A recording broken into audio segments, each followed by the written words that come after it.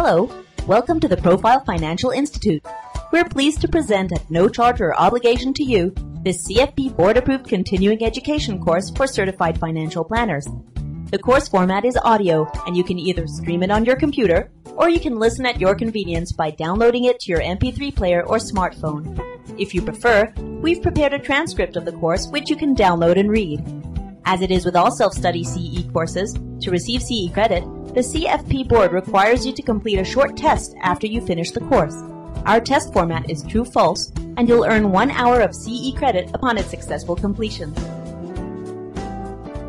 Hello and welcome. I'm David Shapiro of the Profile Financial Institute, your source for continuing education courses for certified financial planners. With us today is Mr. Tony Camejo, Co-Chair, CEO, and General Principal of the Portfolio Resources Group, a Miami, Florida-based broker-dealer. Portfolio Resources Group is comprised of independent investment professionals throughout the United States and abroad, with clients in more than 10 countries. Within the Portfolio Resources Group is the Portfolio Resources Advisor Group, an SEC-registered investment advisor with clients in some 22 states, and Capital Management Resources, a British Virgin Island asset management firm serving international clients. Given this background, it's easy to see how Tony is uniquely qualified and positioned to discuss today's course topic, which is techniques for handling offshore clients. With that, allow me to present Mr. Tony Camejo. Thank you, David. It's a pleasure to be with you. Tony, I thought maybe a good place to start would be to talk a little bit about the Patriot Act, which came about under the Bush administration, designed to prevent terrorism. I think that's probably the perfect place to start. Probably most of you remember that the Patriot Act was passed October the 26th, 2001, almost immediately after the 9/11 attacks, which of course indicates to many people that this was legislation that had been previously written but not implemented, and they were able to act fairly quickly given the circumstances. The Patriot Act began to change the attitude of a lot of compliance departments, particularly in the brokerage industry. Previously, the issues of anti-money laundering were looked at in a different light than after the Patriot Act with the issue of international terrorism. And so this really was a sea change by many firms in reevaluating their compliance policies and with whom they were willing and interested in doing business. The additional implementation costs that resulted from the Patriot Act made a lot of regional broker-dealers that were doing marginal international business to reconsider that kind of business because they simply didn't have the infrastructure in place or the experience on how to deal with non-resident alien clients, particularly with the know your client aspect of regulations. And fundamentally, knowing your client became much, much more critical to activities involving foreign clients, whether corporate or individual or institutional. So you're saying these broker-dealers that may have had a small clientele outside the United States began to reevaluate whether or not they wanted to continue that business because of all this new regulatory burden placed on them by the Patriot Act. Correct. One of the things that's interesting is that the international banking community was much better prepared than the brokerage industry to deal with the Patriot Act. One thing that was fortunate for our particular group, since we had been working internationally for years, and some of our partners came out of the international banking industry, we already had in place almost every aspect of the Patriot Act before the Patriot Act was even implemented. So when we looked at the Patriot Act, we said, well, this is really no different than what we've been doing for the last 10 years. And so for us, it was a very easy transition. And for the international banking community, it was a much easier transition because any bank that was doing international business tended to already have those controls in place. However, the brokerage industry, which tends to be much more provincial, even very large domestic firms that one would think would have a lot of international experience, turns out that you have some major firms, and I'm not going to mention any names here, that were really stressed to deal with this issue. The regional and the smaller broker-dealers really felt under pressure. And let me add to that, that's also the case with a lot of the smaller mutual funds. An interesting confusion that exists, for example, and this was really almost a result of the Patriot Act, was the issue of an SEC regulation that U.S. citizens cannot invest in non-registered securities such as offshore mutual funds. And this is to protect the U.S. customer. However, non-resident aliens, or NRAs, are allowed to buy any U.S. security. So the Japanese could buy Rockefeller Center, and I guess it was back in the 80s. Anybody can buy any U.S. equity, properties, U.S. corporations, including U.S. mutual funds. Suddenly, we had the anomaly, offshore clients investing in U.S. domestic mutual funds, and then suddenly the compliance departments of those domestic mutual funds saying, no, we don't take foreign clients. I had the opportunity to speak with many of the compliance officers at such mutual funds because it affected some of our clients. And I raised with them, I said, you do realize that there is no restriction either in the Patriot Act or in SEC regulations prohibiting foreigners from owning U.S. mutual funds. What it turned out was that the compliance department at smaller mutual funds just felt they didn't have the infrastructure in place to handle the added scrutiny of know your client for offshore clients, and then just made a business decision that they would not accept foreign investors in their mutual funds. And of course, this business went to the more sophisticated companies already with either offshore presence or that understood the issues and had compliance departments in place to handle the added regulatory burden. But aren't some of these regulatory burdens really for any customer at all? Aren't the Know Your Customer rules prevalent for American citizens as well? It's one of perception, unfortunately. The requirements of knowing your client is just as important for a U.S. citizen and resident as it is for an international client. Really, you have the same requirements to know your client and to understand the type of transactions the client does and what the objectives are of that client.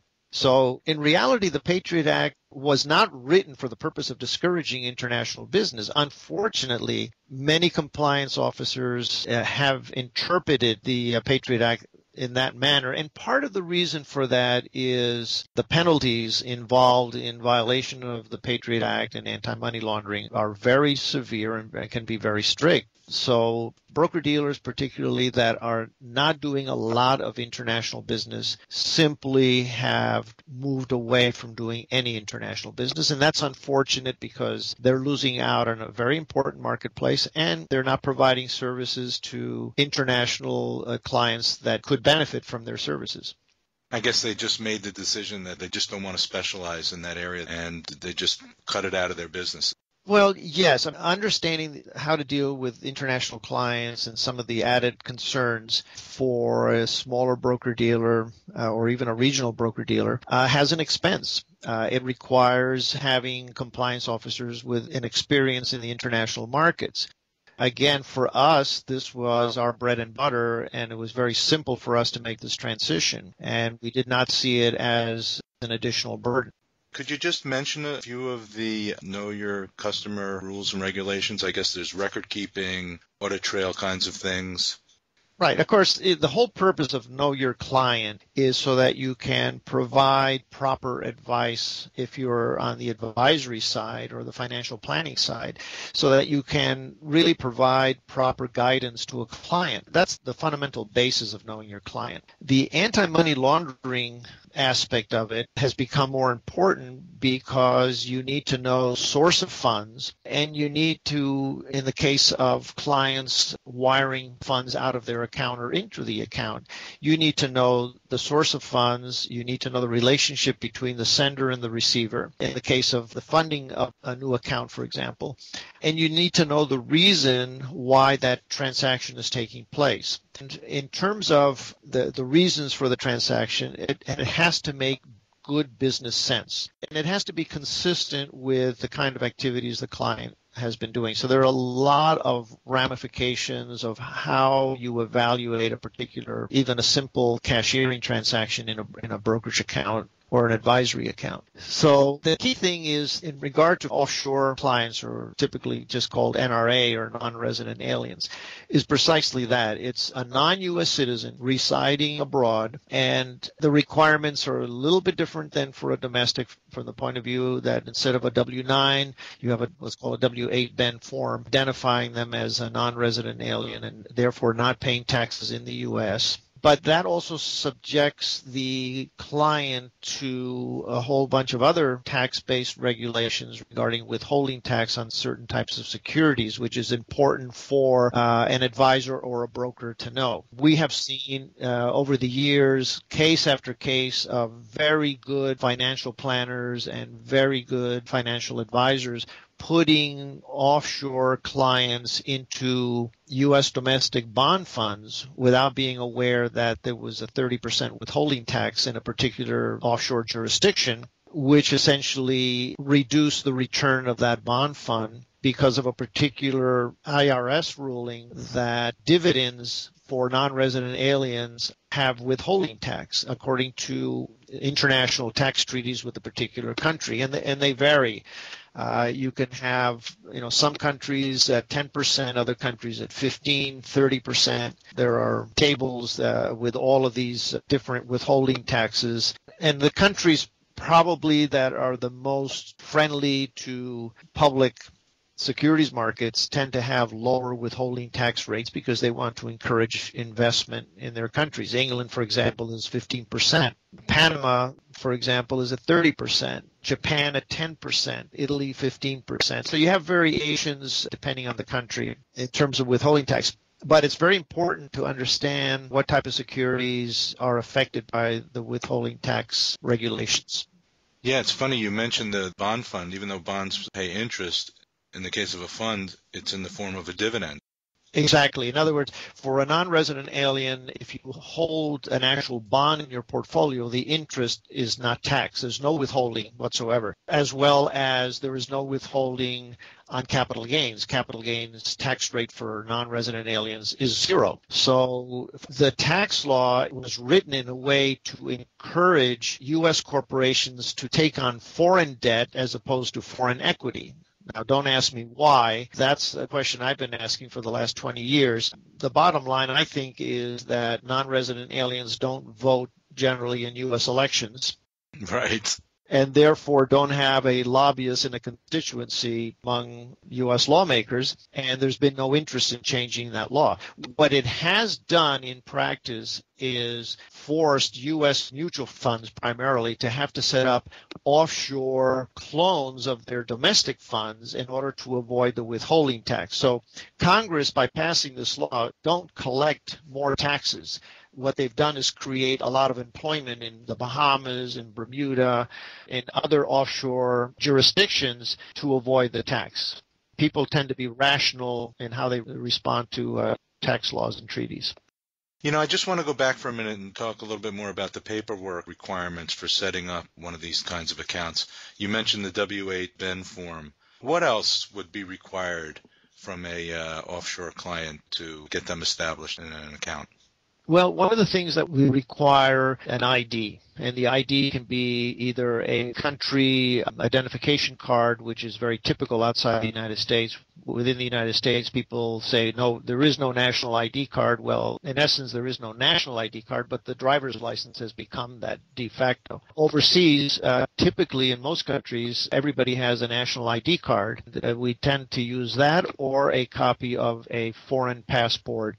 And generally, with the inexpensive color technology, we require of our clients color passport photographs.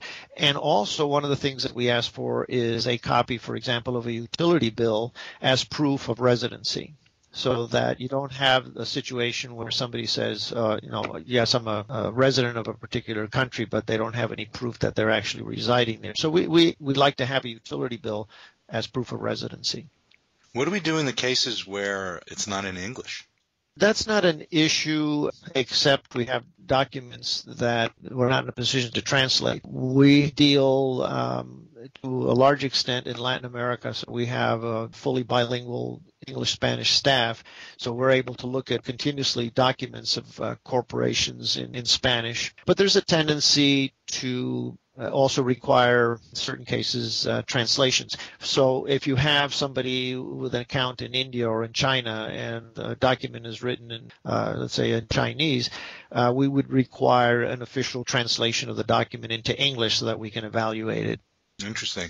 When a new client is trying to come on board domestically, there's domestic service bureaus that typically broker-dealers use to check these people out, credit checks or what have you. Is there anything on the international scene that's sort of similar to that? Yes, correct. For example, within the United States, you have OFAC and FinCEN, and I'll explain in a second. But we also apply all our clients through the screening process, even if they're from overseas. The OFAC, which is Office of Foreign Asset Control, which is administered by FINRA, it gives us the ability to go in and check the name against anybody who's committed fraud or has a criminal record or is wanted in a particular country and so on, may show up on an Interpol list and so on. And then there's FinCEN, which is run by the Treasury Department, which is the Treasury Watch List, which essentially send out every 2 weeks a list of names, and they say, do not open any accounts for the following people that have been identified, either laundering money or terrorist activity or whatever, criminal activity. So we watch those carefully. And then there's the FATF, which is the Financial Action Task Force, which is an intergovernmental international body that makes recommendations and tries to get countries to cooperate to have consistent supervision of account activity and account opening activity.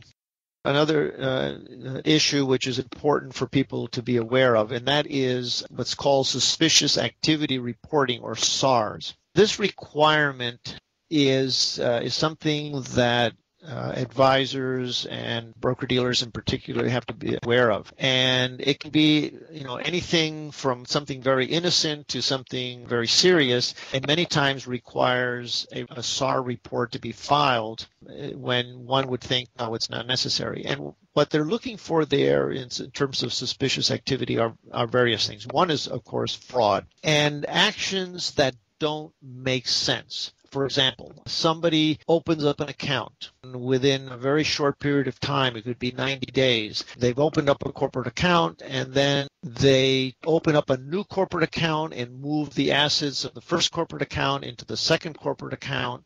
And then within another 90 days, they transfer the account out in an ACAT. That may be perfectly innocent. It may have been that they had an old corporation, and that corporation no longer really was cost effective because it was in a particular jurisdiction, and they find another jurisdiction that's better for them, and they set up the account. But the fact that they open the account, do this change, and then suddenly transfer it out raises the question, well, what is really behind this?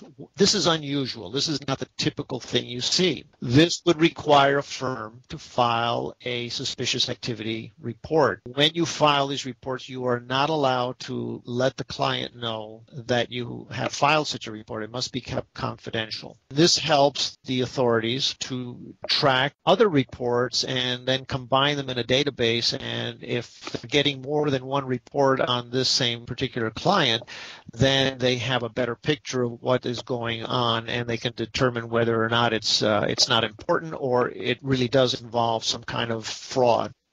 The takeaway for a certified financial planner would be, if they suspect anything, they should come back to their broker-dealer and make mention of this, and then the broker-dealer would file the SAR with the Treasury Department. Is that how it works? Correct. There's a particular special website where the reporting is done, the special form that's used, and the broker-dealer will do this for the advisor. The important thing is, again, know your client. Why is your client doing a particular activity? The source of funds, source of securities. Many times a client will bring in bonds from another account. It has to make sense. You have to know the source of funds, and you have to know your client. And these are the kind of things the regulator will come and ask you, and you need to show that you know your client and that why this made sense for your client and what the explanation is. Custodians usually have a list of approved countries. What does that really mean?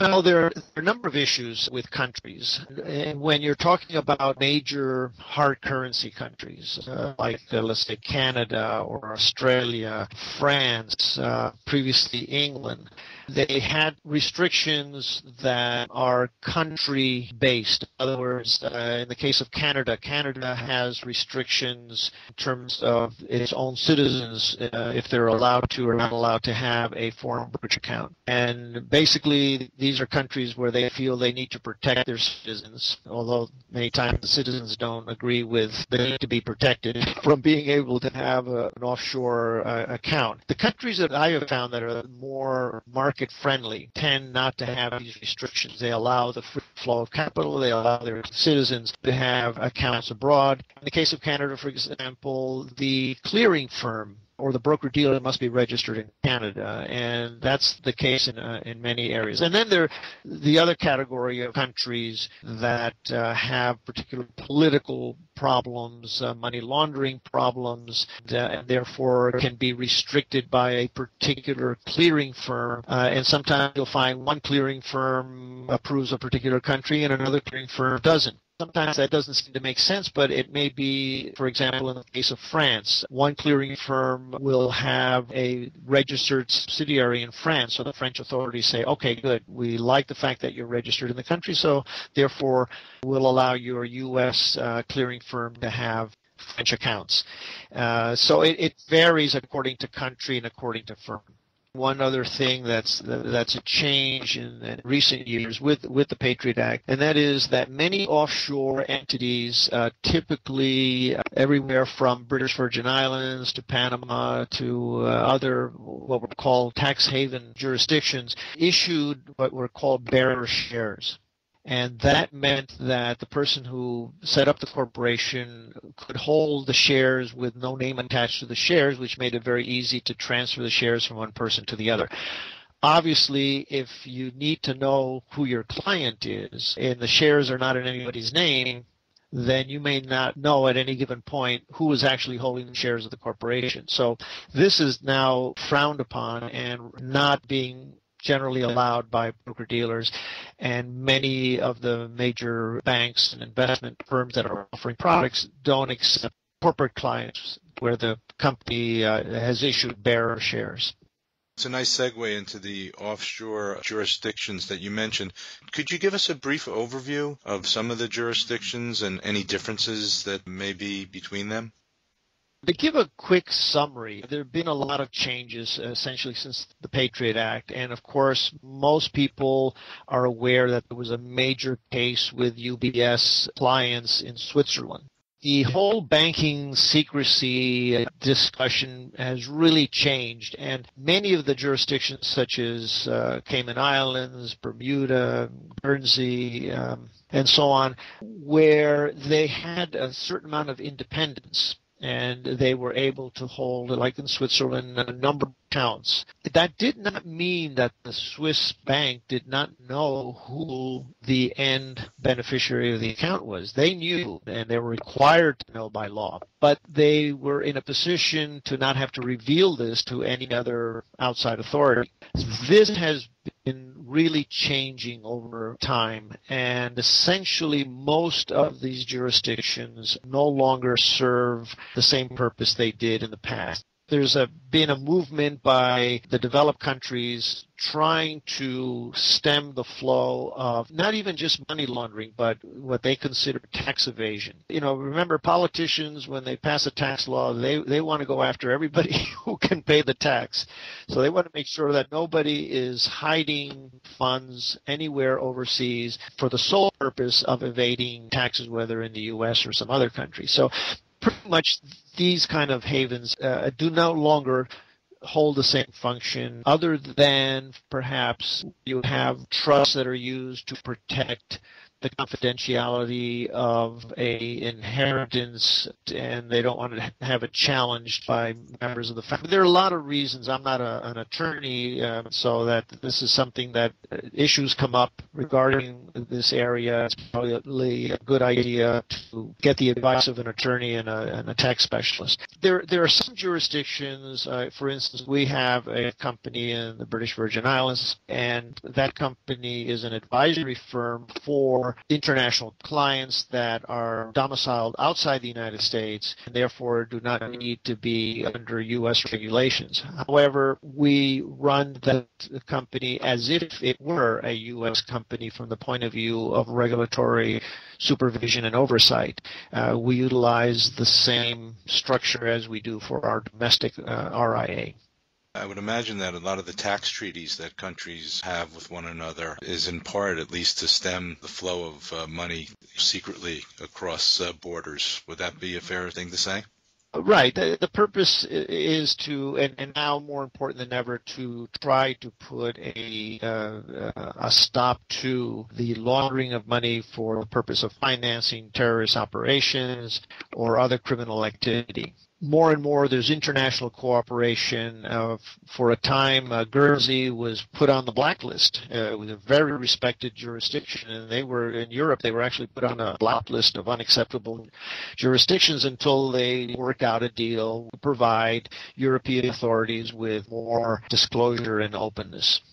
Going back to the suspicious activity reporting that you mentioned earlier, I have it in my mind that any amount over $10,000 sort of needs to be reported. Are we talking about that being a SAR event?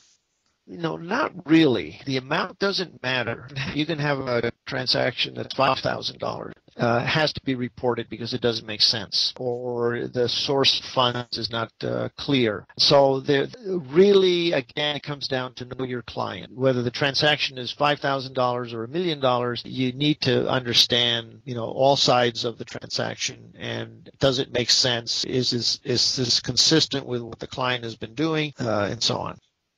If you could talk a minute about offshore trusts, estates, offshore foundations, and even offshore insurance products. How do all those work, and has that changed based upon the Patriot Act? Well, one of the things that's happened, for example, in Switzerland now, that Swiss banks are essentially saying we don't want any U.S. accounts. They did not like the fact that they were taken to court in the UBS case to have to reveal the names and assets of U.S. citizens with accounts in Switzerland. So to avoid that, banks have said, no, we will not take U.S. accounts. We do not want to come under the supervision of the U.S. regulatory authorities.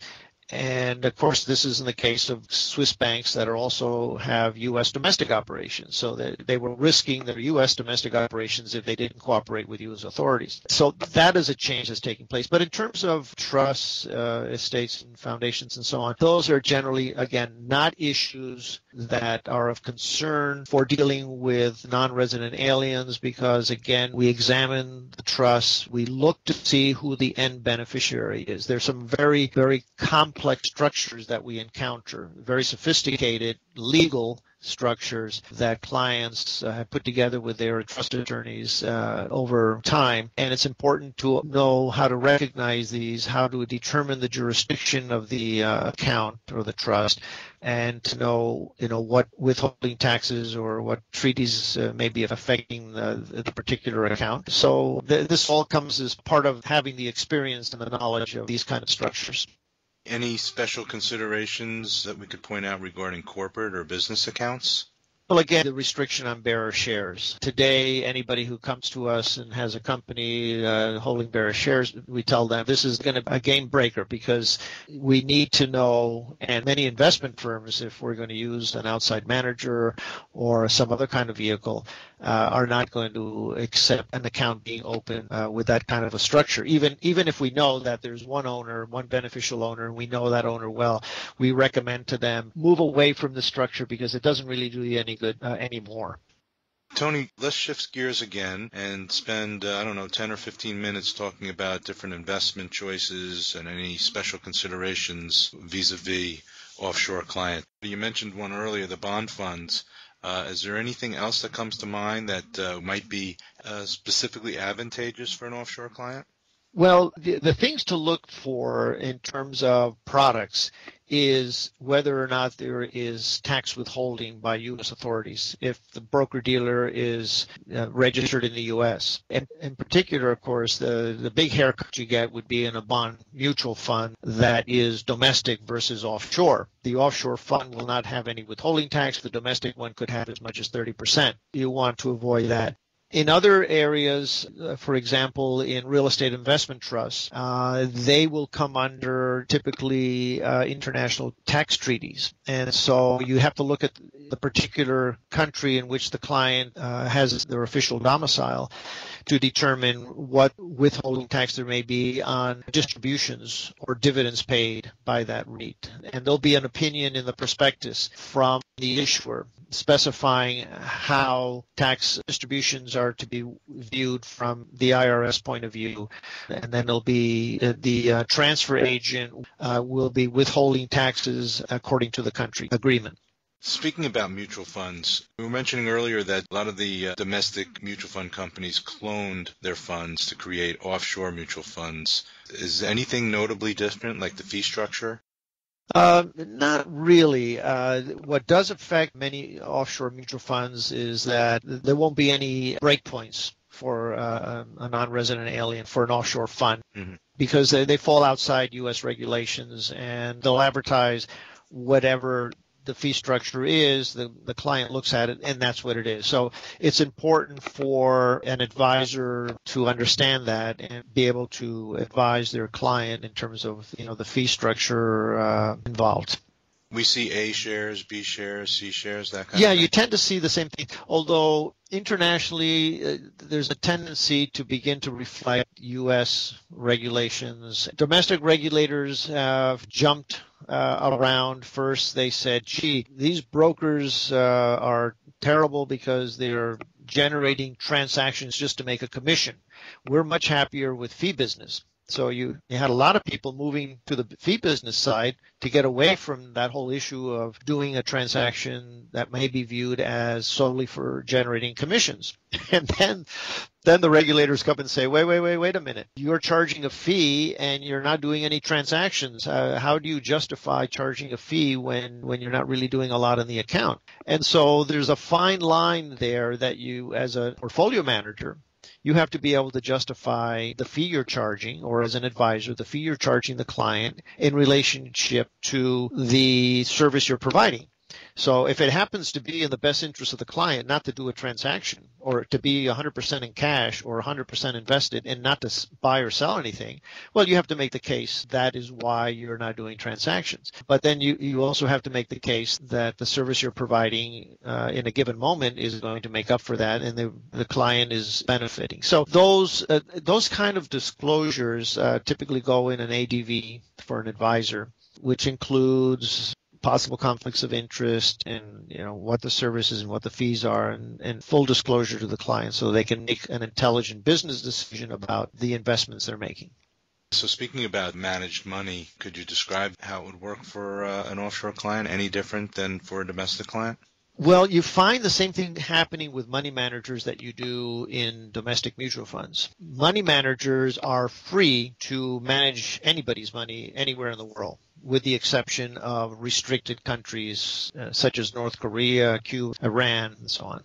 Many money managers, again, their compliance departments, they'll get an offshore client and they don't have any experience with dealing with offshore clients, and they don't feel comfortable with what that means in terms of their compliance requirements. And rather than going through the learning curve of finding out what they need to do, they just say, no, it's easier just to say no. And this happens also at the compliance level. Compliance officers and attorneys advising money managers, if they're not familiar with the international regulations, rather than learning them, they'll just say, no, don't do that business. Interesting. Now, let me ask you this. What about multiple currencies? You have someone in, somewhere in South America or somewhere in India, let's say, and they're moving rupees over to U.S. dollars. Do they have to switch currencies? That's a very good question. Many broker-dealers don't have multi-currency capabilities. You find the following types of things. A client calls up and says, I want you to buy me $100,000 in a euro-denominated bond in Germany. So the client says, okay, I'm sending you dollars, and you do the conversion into euros and you buy the bond. And then the bond pays a coupon 6 months later. And rather than being able to hold the coupon in Europe, the clearing firm does the exchange from euros into dollars and pays the client their interest in dollars. Well, they didn't want to be in dollars. They wanted to stay in euros. That's the whole purpose of making that investment. So it's very important that an advisor understand whether or not a particular broker-dealer that they're using to custody their clients' assets have the capability of doing multi-currency transactions and actually be able to hold the interest payments of a bond in the domestic currency that the client wants to participate in. That's been a very important part of our business, to have that capability of having multi-currency accounts. I would imagine it's really the main currencies that are easiest to work with on a global basis. Yeah, typically clients prefer to be in hard currencies, although you have some clients that want to buy emerging market local currency debt. That's a more sophisticated client. But typically, most of our clients that are in major hard currencies. Can you talk a little bit, Tony, about other types of securities like ADRs, also perhaps stocks that trade on foreign markets, and even stocks that trade on multiple exchanges worldwide? I know, for example, there are stocks that trade in the Canadian markets as well as in the U.S. markets, and there must be other examples of that as well. Yes, an offshore client may want to participate in a Canadian security, and it's important to know that if it trades both on the Toronto Stock Exchange and a U.S. stock exchange. And many cases they'll be on both, so it all depends on what currency they want to hold the security in. So if they want to hold it in Canadian dollars, they would buy it on the Canadian exchange and have it in a multi-currency account as a Canadian security. They may want to hold U.S. dollars. And typically you have that going on more with bonds, but also it affects equities. But bonds, because they generate income, and therefore the issue of currency exchange becomes important.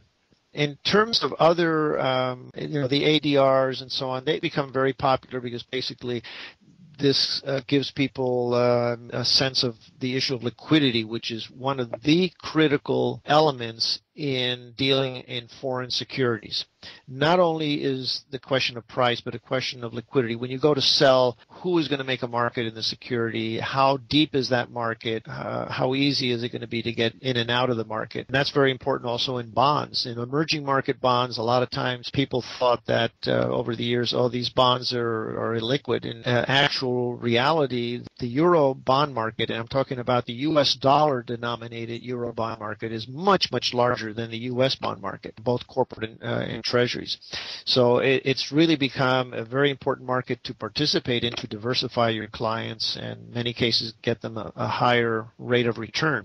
And what makes this market particularly interesting for a financial advisor is that many times very good corporate names issue debt securities in a foreign country, and that corporation's rating is penalized by the country rating, because typically you cannot have a corporate rating higher than the sovereign rating of a country. So one of the things that we do when we look at a corporate bond is the country risk, does it justify in this particular corporate entity to have that level of rating? And many times there are opportunities in bonds internationally that are really priced below their real risk, and so it becomes an opportunity. And you have many cases where bonds almost become equity substitutes, where you get the coupon plus a capital gains when the sovereign rating is raised, or when some other action takes place or catalyst that affects the perception of that corporate entity in the world market. So, for example, if the credit rating of those countries drop as a result of the rapid decline in their economy, do the euro bonds that you just mentioned have a corresponding drop in their rating as well? In general, you would have a drop in the prices of the bonds at the corporate level, even though it may not be justified for a particular corporation to have to pay more for debt. Just the stigma of being in the particular country that they're in forces them to pay a higher rate of return than would be otherwise be the case if the company were in the United States, for example, or in Germany. And these are things that can be great opportunities for an investor if they understand those markets. Now, investing in emerging markets has become much, much more popular today than it was 20 years ago when we got involved in this market. Emerging market bonds were considered junk bonds. That's the case now for countries that were not viewed that way because of the debt that they have, like Ireland and Spain, Italy, Greece, the state of California. Should I continue? New York, Illinois. These are issues that obviously an investor has to look at very carefully. Tony, we have, maybe 5 minutes or so left. I wanted to talk a little bit about funding these types of accounts. So you have someone who, I'll use the example of India again, and let's say they have securities, domestic Indian securities, and they hold rupee as their currency. How do they fund an account that they open in the United States? Can they transfer securities? Are there any global symbols or things like a CUSIP that we're familiar with in the United States? Is it just cash that they have to come in with? No. In many cases, you now have, for example, in emerging market securities that traded through Luxembourg exchange, or they have a NICE number or a Euroclear number. They really have international clearing, which is very deep and very liquid.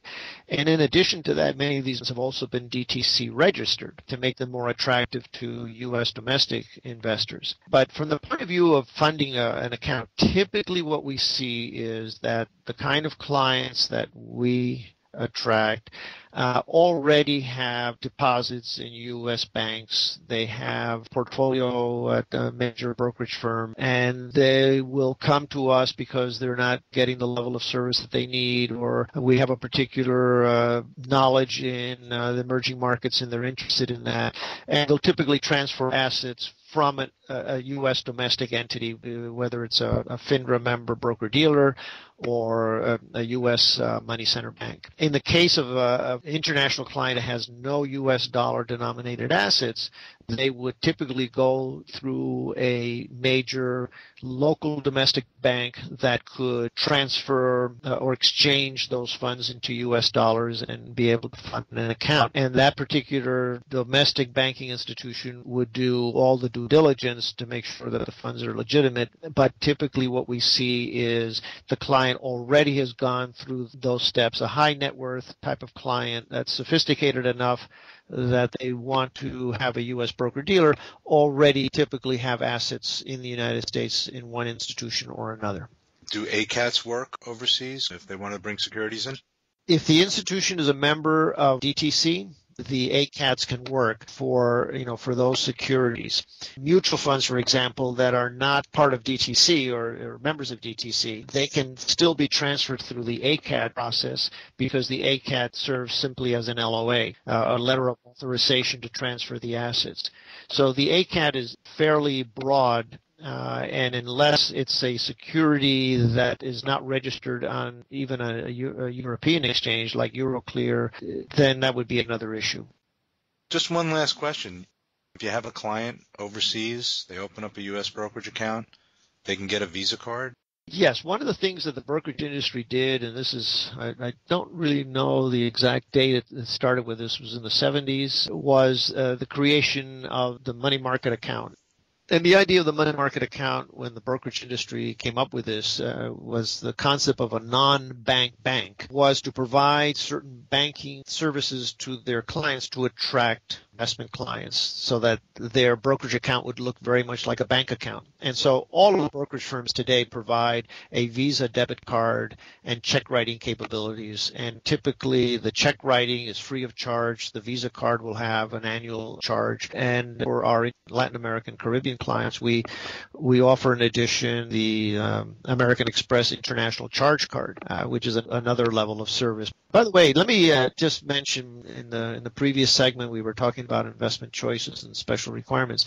One of the interesting new products that has emerged in the last 6 months is the capability for smaller retail clients, and I'm talking about clients with 50,000 and up of assets dedicated to equities, to be able to utilize very sophisticated futures hedging on their equity portfolios. This is a very interesting new type of product because what's happened is strategies that have been used by institutional clients for years, because of computer technology, they've now been able to create platforms that allow a retail client to have a diversified equity portfolio with futures hedging that has historically proven to give a lot of downside protection in a volatile market. Of course, I have to say that past performance does not necessarily guarantee future results, but having said that, these are strategies that have been used for years by major insurance companies like Prudential Insurance and MetLife and so on. The insurance companies that didn't have problems in the recent crisis, by the way, because they were very well hedged. And you're saying that it's affordable to do that kind of a strategy, to add that kind of hedge? Yes. What's interesting is that there are now platforms, and I think you're going to see a growing trend in this direction. This concept is available for international clients and not yet really available for small retail clients in the United States in the same way. But there are people working on this concept also for U.S. domestic clients. But now it is available, and we provide access to these kind of investment opportunities for our offshore clients. Fantastic. Well, Tony Camejo, thank you so much for joining us today. We've been talking with the co-chair, CEO, and general principal of the Portfolio Resources Group out of Miami. Tony's website is www.prginc.net. Tony, thanks again. Oh, thank you, David. It was a pleasure being with you, and I hope the information will be useful to listeners. And if anyone has further questions, you can contact me through the website. I'd be happy to talk to you. This concludes the audio portion of the course. On behalf of the Profile Financial Institute, we'd like to thank you for listening, and we hope you found the course both interesting and informative. Please proceed back to the Profile Financial Institute website, www.profile-institute.com, to take the short post-course test. The CFP board mandates that you complete a test to gain CE credit from a self-study CE course. Our test format is true-false, and you'll earn 1 hour of CE credit with a 70% or better score. Upon successful course completion, we'll promptly notify the CFP board electronically on your behalf, and an email confirmation will be sent to you once the CE credit is officially recorded. Please allow up to 2 weeks for proper processing. On our website, you can also download the full course transcript and a 1-page summary tear sheet. Be sure to check back with us each month for other timely, interesting, and relevant continuing education courses designed to inform and inspire certified financial planners. And as a reminder, all of our CE courses are offered to you at no cost and at no obligation. For comments and questions, please email ce@profile-financial.com.